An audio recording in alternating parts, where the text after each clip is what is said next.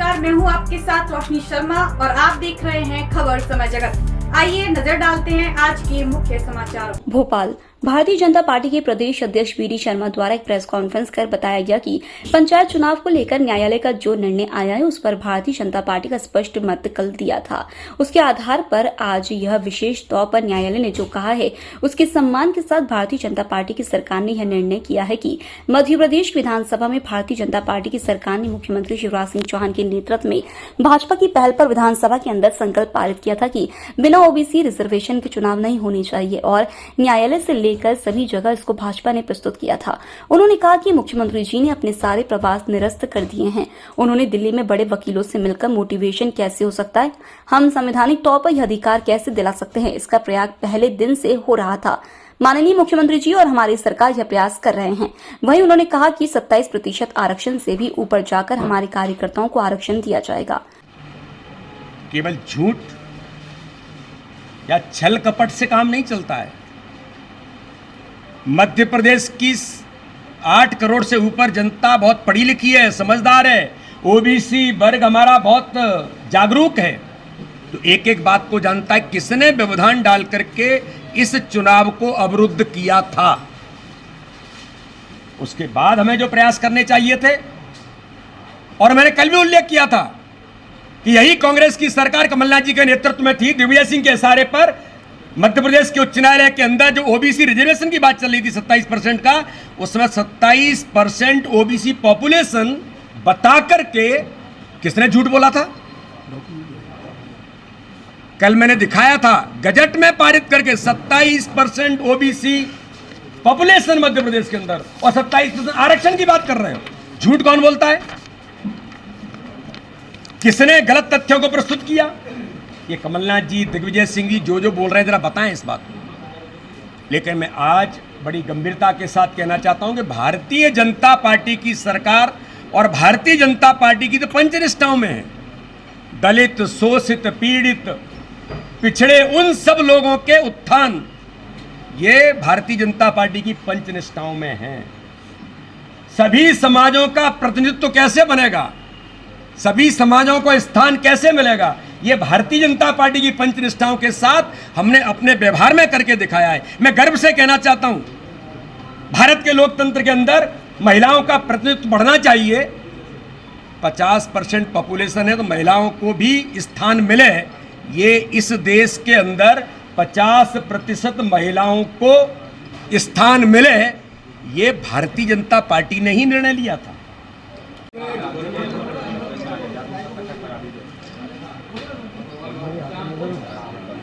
पंचायतों के चुनाव को लेकर के माननीय सर्वोच्च न्यायालय का जो निर्णय आया है,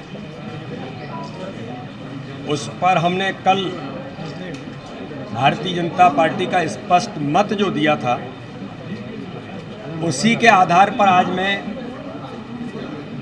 विशेष तौर पर यह कहना चाहता हूं कि माननीय सर्वोच्च न्यायालय के निर्णय का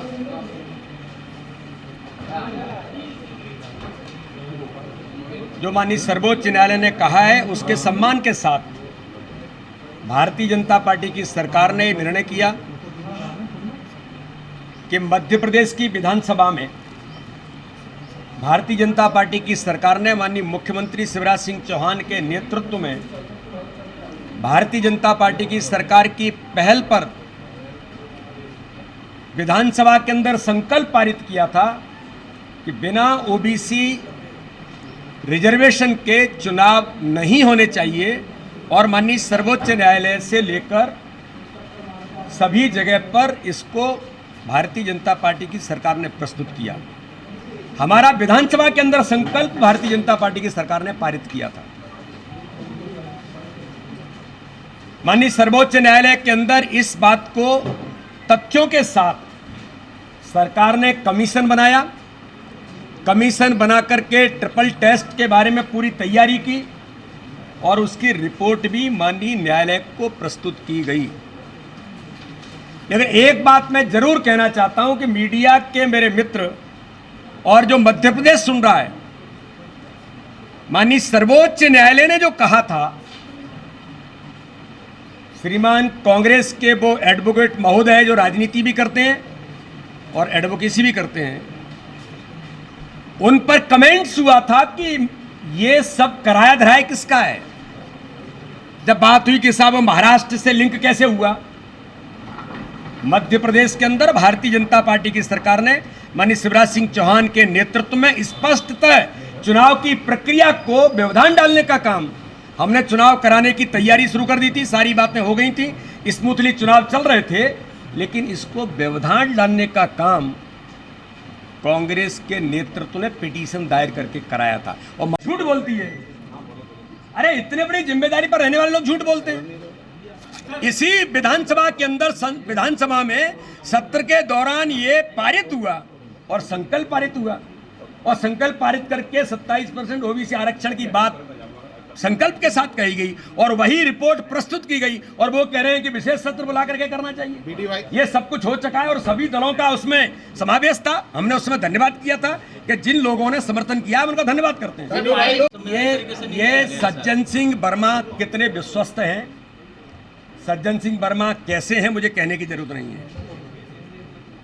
भारतीय जनता पार्टी की सरकार ने, माननीय मुख्यमंत्री जी ने संवेदनशीलता के साथ ओबीसी कमीशन ने दौरे करने के बाद और जो आंकड़े कोर्ट को प्रस्तुत किए ट्रिपल टेस्ट के उस प्रक्रिया में, ये भारतीय जनता पार्टी की सरकार ने किया था। मैं तो ये पूछना चाहता हूं, कल भी मैंने कहा था, कल भी मैं कहता था कि जब आपकी सरकार थी तब ग्रामीण निकाय के चुनाव का कार्यकाल समाप्त हो गया था, कांग्रेस की सरकार के रहते चुनाव होने थे, आपने चुनाव क्यों नहीं कराए थे?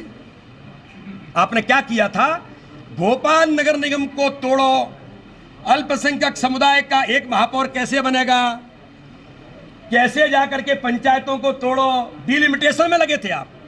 केवल कब्जा करने के लिए कैसे हम प्रयास कर सकते हैं, इस काम में लगे थे आप डिलिमिटेशन के अंदर। लेकिन आपने ट्रिपल टेस्ट कराने का एक कदम, कमलनाथ जी बताएं, कार्यक्रम उस समय इस सरकार को अधिकार था, कार्यकाल समाप्त होने के 6 महीने आपको पहले तैयारी करनी थी कि हमारी सरकार थी, आपकी सरकार थी और उसमें चुनाव होने थे, आपने नहीं कराए थे।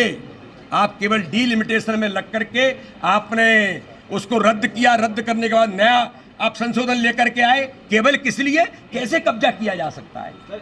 अब ये कब्जे और भ्रम फैलाने की और झूठ की राजनीति लोग आपकी समझ चुके हैं, आपका चेहरा सामने है, ओबीसी विरोधी चेहरा कौन है ये तो जनता जानती है। इसलिए भोपाल से खबर समय जगत के लिए संवाददाता शक्ति भारती की रिपोर्ट।